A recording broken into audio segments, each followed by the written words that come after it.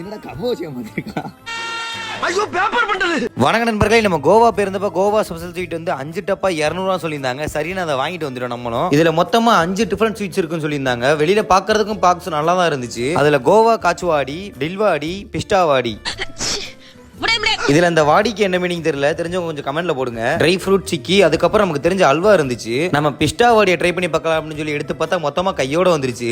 நான் அப்படியே ஷாக் ஆயிட்டேன். சரின்னு அதை எடுத்து ஓரமா வச்சுட்டு டில்வாடி எடுத்து ஓப்பன் பண்ணி பார்த்தா ரெண்டுமே ஒரே மாதிரி தான் இருந்துச்சு. எனக்கு ஒரு நிமிஷம் டவுட் ஆயிருச்சு, ரெண்டும் சேமா அப்படின்னு. அதை எடுத்து ஓரமா வச்சுட்டு காச்சு வாடியும் ட்ரை ஃப்ரூட் சிக்கியும் எடுத்து ஓப்பன் பண்ணி பார்த்தோம். கடைசியில பார்த்தா எல்லாமே ஒரே மாதிரி தான் இருக்குது. இதுல பாக்குறதுக்கு டிஃபரெண்டா இருந்தது, அல்வா மட்டும் தான் டிஃபரெண்டா இருந்துச்சு. மத்த எல்லாமே நாலுமே ஒரே மாதிரி தான் இருக்கு பாக்குறதுக்கு. இதுல இருக்க எல்லாமே பாக்குறதுக்கு மட்டும் இல்ல, சாப்பிடுறதுக்கு ஒரே மாதிரி தான் இருந்துச்சு. டேஸ்டும் சுத்தமா நல்லா இல்ல. கோவால இந்த மாதிரி ஸ்வீட் கடையை பாத்தீங்க அப்படின்னா பக்கத்துல கூட போயிடாதீங்க. அப்புறம் நண்பர்களே, மறக்காம இந்த வீடியோக்கு லைக் போட்டு சப்ஸ்கிரைப் பண்ண தட்டி விட்டு போயிருங்க. நம்ம அடுத்த வீடியோல அப்படியே கோவால இருந்து ஏதாவது வாங்கிட்டு வாடான்னு சொல்ற உங்க நண்பருக்கு இந்த வீடியோ ஷேர் பண்ணி விட்டுருங்க.